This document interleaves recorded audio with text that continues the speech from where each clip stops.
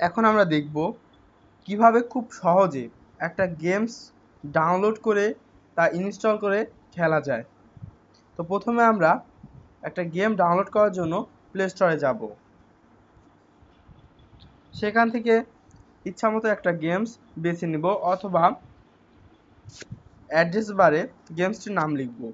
তো আমরা যদি বাসের মানে বাস জাতীয় কোনো গেমস খেলতে চাই তাহলে সেই ক্ষেত্রে আমরা সেই ধরনের কোনো নাম লিখব, যেই ধরনের গেমস খেলতে চাই সেই ধরনের নাম লিখব।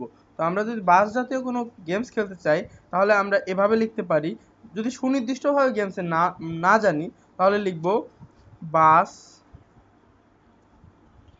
গেমস।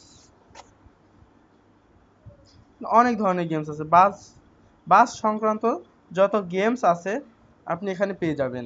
তো এর ভিতর থেকে আমি একটা গেমস সিলেক্ট করব।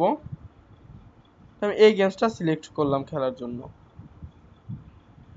তারপর এখানে গেমসটা আসল না নকল সেই বিষয়টি দেখার জন্য আমরা সেই বিষয়টিকে একটু প্রুফ করে নিই। এর জন্য আমরা নিচের দিকে যাব এবং বিভিন্ন ইউজার যারা এই গেমসটাকে আমাদের আগে ব্যবহার করেছে তাদের মতামত দেখতে পাবো। যদি তারা মানে পজিটিভ কোনো কমেন্টস করে তাহলে আমরা বুঝতে পারবো গেমসটা আসল।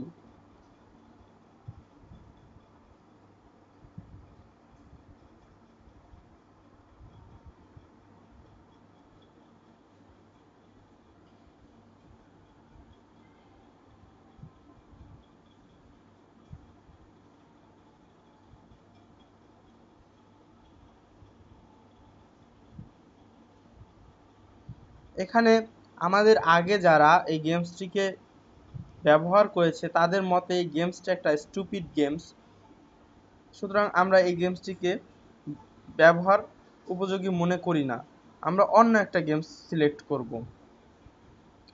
সেই ক্ষেত্রে আমরা এই গেমসটাকে সিলেক্ট করলাম।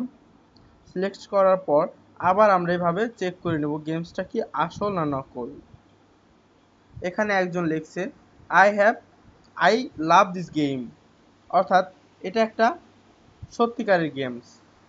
এই ক্ষেত্রে আমরা যদি এখন গেমসটাকে ডাউনলোড করতে চাই তাহলে ইনস্টল বাটনে ক্লিক করতে হবে। ইনস্টল বাটনে ক্লিক করার পর এ জায়গায় অ্যাকসেপ্ট একটা বাটন আসবে, সেখানে ক্লিক করতে হবে।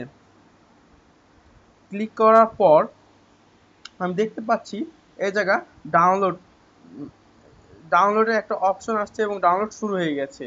35 এমবির এই গেমসটি ডাউনলোড হতে কিছুক্ষণ সময় নেবে এবং অটো ইনস্টল হয়ে যাবে। ইনস্টল হওয়ার পর আমরা গেমসটিকে খেলতে পারবো।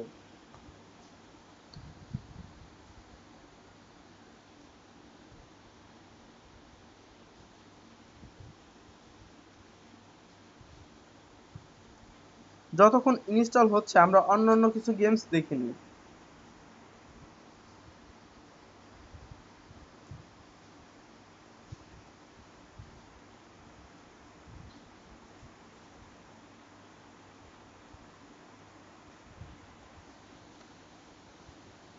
এভাবে আমার যদি এই গেমসটিও পছন্দ হয় সেই ক্ষেত্রে আমি এই গেমসটিকেও একইভাবে ডাউনলোড করে ইনস্টল করে নিতে পারি। সেক্ষেত্রে আমাকে পুনরায় ইনস্টল বাটনে ক্লিক করতে হবে